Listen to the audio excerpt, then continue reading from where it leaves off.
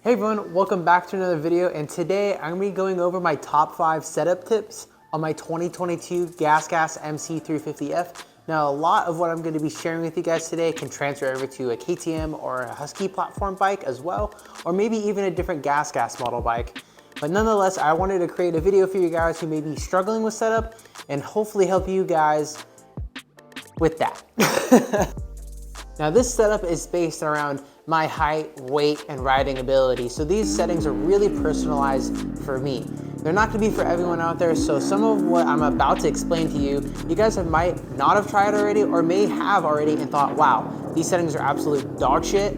Or if you haven't tried already, feel free to try it on your bike and see if that makes a positive difference for you. If not, maybe go the opposite direction and that might be the direction that you're headed in. Let's start our way at the front and work our way to the back. First up is gonna be fork height. Now fork height is very sensitive for me.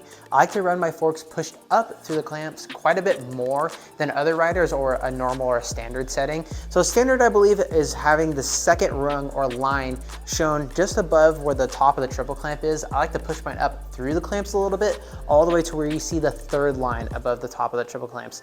Now this does both good and bad. The bad that I have noticed with this setup is on faster, choppier tracks that are gnarly, maybe at the end of the day, have more bumps on them, more imperfections in the track. You can feel a little bit of busyness up at the front end. So you might experience head shake, a nervous and kind of a twitchy front end feel.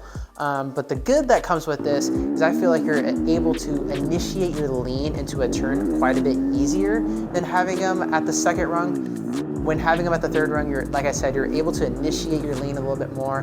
For me, I also find that I'm able to turn a little bit sharper. So in bull berms or turns where you're able to square up the turn a little bit more, I'm able to come in at a sharper angle and turn really just on a dime with this setup. So that is a huge thing for me. And lastly, what I noticed with this setup is how easy it is to stay over the front of the motorcycle. If you see a lot of these pro guys nowadays, their chin doesn't really go beyond or past the bar pad. A lot of these pro riders nowadays have their chin really in line with the bar pad, and that's something that I have been trying to practice when I'm out at the track on a Saturday or a Sunday. So working on technique and having this fork pushed up through the clamp actually helps me keep my chin over the bar pad. Moving on to tire pressure now, I like to run the Bridgestone X31 tire. Now that might be controversial to you guys because a lot of you, or the mass majority of the motocross community, runs a Dunlop, either MX33, an MX3S front, or maybe even an MX53. But for me, my favorite tire, especially after going back and forth between the Bridgestone X31 and some Dunlop models, is the Bridgestone X31. This tire just provides a really comfortable and predictable feeling when I'm out on the track, not only from turn to turn, but from track to track as well as amazing traction. So that's a topic in itself, but as far as tire pressures are concerned, that is a very important subject. I like to run between 11.5 to 12, depending on the track condition, which I don't think is necessarily too low or on the high end of the scale. It's pretty normal as far as a front, and then out back, I run about 13 PSI, maybe even 12.5 PSI, depending on track condition. Third on our list of upgrades is gonna be foot pegs. Now I run the Fastway Evolution Air foot pegs. Now I saw these up for sale. They were quite interesting to me because you can actually adjust the tilt or the camber that these pegs are on. Now that's something that you cannot do with the stock pegs as far as that I am aware of. So I opted for these foot pegs purely for the reason of my old foot pegs or my OEM stock foot pegs were pretty worn out. It was time for some new foot pegs. And when I was in the market looking for some foot pegs, I was doing some research and I found these Fastway Evolution Air foot pegs. So where you can, like I said, adjust the tilt or the camber on these foot pegs. And that's something that I really wanted to try. As I was doing some research on these Evolution Air foot pegs from Fastway, I saw some questions, comments, and statements about these foot pegs saying that it's easier to grip the bike with these foot pegs as you adjust the tilt or the camber. So that's one of the big reasons why I got these foot pegs, and I threw them on with the most aggressive setting, so that is the most tilt. And right away I noticed how much easier it is to grip the bike. And not only that, it's easier to put your toes further like towards the engine cases of the bike, which helps with riding technique. So these foot pegs are really nice.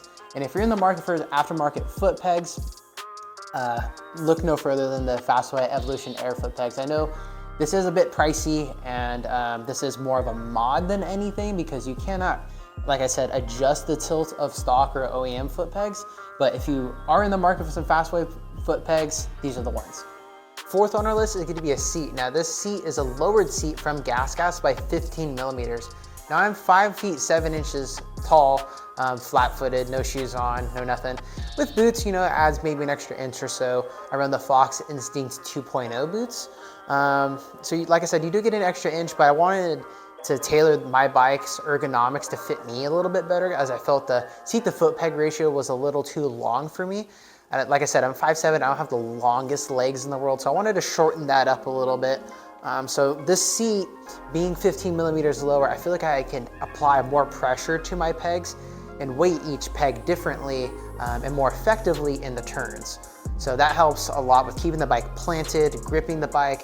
Now last but not least is the sag. I had my suspension tuner JB at Ride JBI set my sag up when he revalved and resprung my suspension.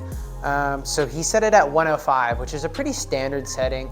Some people like to go up even a little bit deeper or higher in sag number, maybe even up to like a 110. Some people go the opposite way, maybe go to like a 102, a 100 sag. But yeah, a pretty standard setting, 105 sag. I feel like there's not too much weight on the rear or the front. I don't really like a choppered out setup. I like to have a little bit more weight on the front, as I kind of alluded to earlier in the video with that fork height setting. But yeah, just a standard 105 setting for the sag, and she's ready to rip. Now that is gonna wrap up this video today, guys. If you made it all the way through the video, thank you guys for watching, as I really appreciate it, and it really helps my video get put into the algorithm so that more people and more subscribers, likes, and comments get filtered to my channel. Please give me a subscribe, a like, or a comment, and comment some things that have helped you and your bike setup down below, whether it's a KTM Husky or a GasGas platform bike, or even a Japanese platform bike like the Yamaha, Kawasaki, Suzuki, or a Honda. Like I said, thank you guys for watching, and we will see you in the next one.